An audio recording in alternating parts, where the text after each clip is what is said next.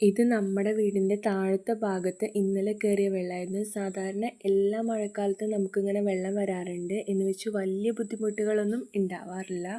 ഒട്ടും ഉണ്ടായിട്ടില്ല എന്നല്ല, നമുക്ക് ഈ പ്രളയം അതുപോലെ ഉരുൾപൊട്ടൽ അങ്ങനെയൊക്കെ എന്തെങ്കിലും എവിടെയെങ്കിലുമൊക്കെ സംഭവിച്ചു കഴിഞ്ഞാൽ നമുക്ക് വലിയ ബുദ്ധിമുട്ടുകളൊക്കെ ഉണ്ടാവലുണ്ട്. നമുക്കെന്ന് പറഞ്ഞാൽ നമ്മുടെ തൊട്ട് താഴെയുള്ള വീടുകൾക്കാണ് കേട്ടോ ഞാൻ ഉദ്ദേശിച്ചത്. നമ്മൾ കുറച്ചും കൂടി ഉയർന്ന പോർഷൻ ആയതുകൊണ്ട് നമ്മുടെ അടുത്ത് വരെ വരും. ഇതുവരെ വീടിന് അങ്ങനെ ബുദ്ധിമുട്ടുണ്ടായിട്ടില്ല.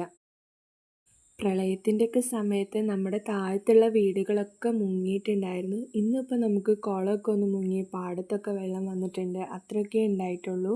നമ്മുടെ നാട്ടിൽ കൂടെ ഒഴുകുന്ന പുഴയാണ് ചാലിയാറ്. അപ്പോൾ അതിൽ വെള്ളം നിറയുമ്പോൾ നമ്മുടെ തോടുകളൊക്കെ നിറഞ്ഞിട്ടാണ് ഇവിടെയും വെള്ളം വരുന്നത്. ഇന്നിപ്പോൾ രാവിലെ ചെറിയ തോർച്ചയൊക്കെ ഉണ്ടായതുകൊണ്ട് ഈ വെള്ളമൊക്കെ ഒലിച്ചു പോയിട്ടുണ്ട്. വെള്ളം കാണാൻ അവിടെ കുറേ കുട്ടീസൊക്കെ വന്നിട്ടുണ്ട്. ആരും ഒറ്റയ്ക്കൊന്നുമല്ല, അവരുടെ പേരൻസും ഉണ്ട്. വെള്ളം ഇങ്ങനെ വരുമ്പോൾ ഇനി കുറച്ചായാലും നമ്മൾ അടുത്തുള്ളവരൊക്കെ ഒന്ന് പോയി നോക്കും. എന്താണെന്ന് വെച്ച് കഴിഞ്ഞാൽ വെള്ളം കയറുകയാണോ ഇറങ്ങുകയാണോ എന്നൊക്കെ നോക്കുകയാണ്.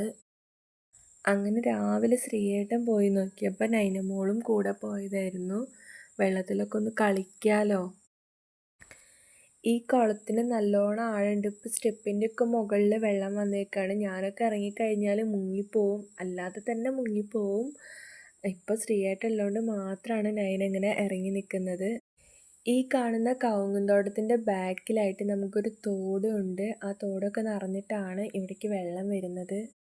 തോടൊക്കെ ഇപ്പം നിറഞ്ഞൊഴുകായിരിക്കും. കാണാനൊക്കെ നല്ല ഭംഗിയുണ്ടാവും. പക്ഷെ ഇപ്പം അങ്ങോട്ട് പോകാൻ പറഞ്ഞാൽ സേഫ് അല്ല. ഈ തോട്ടിലും കുളത്തിലൊക്കെ വെള്ളം നിറഞ്ഞിരിക്കുമ്പോൾ നമ്മൾ കുട്ടികളൊക്കെ നന്നായിട്ട് ശ്രദ്ധിക്കണം.